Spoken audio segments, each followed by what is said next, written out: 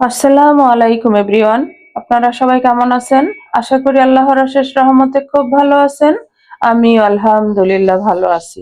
তো আজকে ডিমের একটা নতুন রেসিপি নিয়ে আসলাম, ডিমের আকুরি। তো এই ডিমের আকুরি বানানোর জন্য এখানে আমি 5টা ডিম সিদ্ধ করে নিছি। এখন ডিমটাকে একটু কেটে কুসুমটা বের করে নিব। আর এই রেসিপিটা বানানোর জন্য বেশি একটা উপকরণ লাগে না, আর অল্প ডিমে বাসার সবার জন্য রেসিপিটা হয়ে যাবে। এই রকম একটা রেসিপি। এই যে ডিমগুলি তো এইভাবে বের করে নিলাম। এখন এই ডিমগুলাকে এইভাবে কেটে নিব। ডিমটা এইভাবে কেটে নিলাম। আর এইদিকে একটা ফ্রাই প্যান বসাই দিছি, চুলাটাও জ্বালাই দিছি। এখন রান্নাটা শুরু করব। এর জন্য দিয়ে দিব আমি 2 চামচ রান্নার তেল। বিসমিল্লাহির রহমানির রহিম। পর্যায়ে দিব আমি 2টা রসুনের কোয়া একেবারে মিহি কুচি করে নিছি সেটা। রান্নাটা একেবারে সহজ, খাইতে তো অসম্ভব টেস্টি, আর একেবারে অল্প সময়ের মধ্যেই হয়ে যায়। এটা দিয়ে দিব বড় সাইজের 2টা পেঁয়াজ কুচি। পেঁয়াজটা একটু হালকা ভেজে নিব। এই যে পেঁয়াজটা ব্রাউন করে ভাজা হয়ে গেল। এখন একে একে মশলাগুলো দিয়ে দিব। হাফ চামচ দিব হলুদ গুঁড়া, হাফ চামচ দিব মরিচ গুঁড়া। এই পর্যায়ে সামান্য একটু পানি দিব যাতে মশলাগুলা পুড়ে না যায়।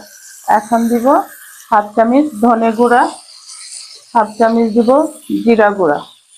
এখন মশলাটাকে ভালোভাবে একটু মিশিয়ে দিব।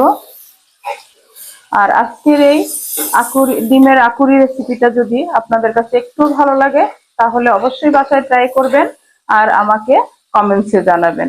আর প্লিজ আমার ভাই বোনেরা যারা সাবস্ক্রাইব করছেন তাদেরকে অসংখ্য ধন্যবাদ। আর যারা না করছেন প্লিজ আমার চ্যানেলটাকে সাবস্ক্রাইব করবেন, আমার পাশে থাকবেন। স্বাদ মতো দিব লবণ।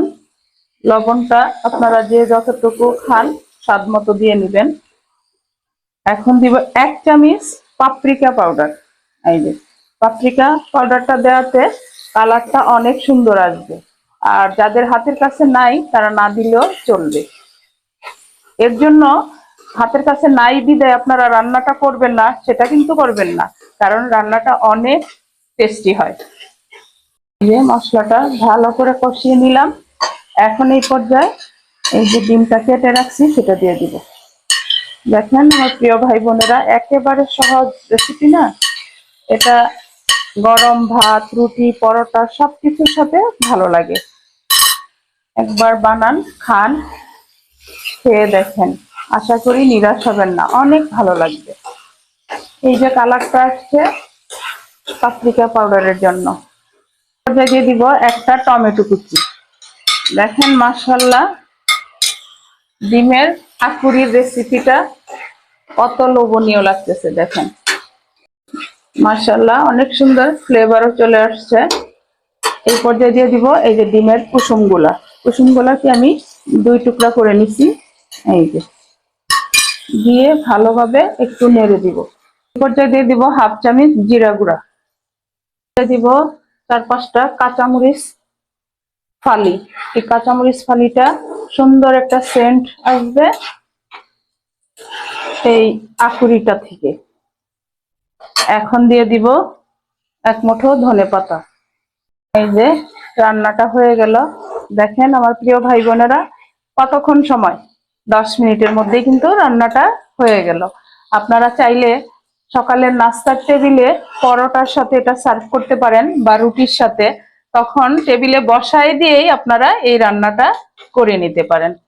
এখন দিয়ে দিব একটা লেবুর রস।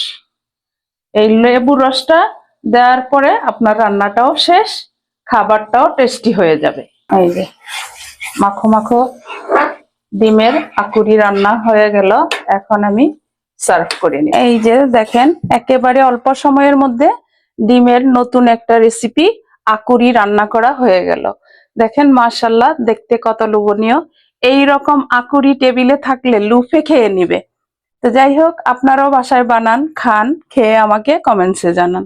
তো আজকে আমি আপনাদের কাছ থেকে বিদায় নিব, আবার নতুন কোনো রেসিপি নিয়ে আসবো। আল্লাহ হাফেজ।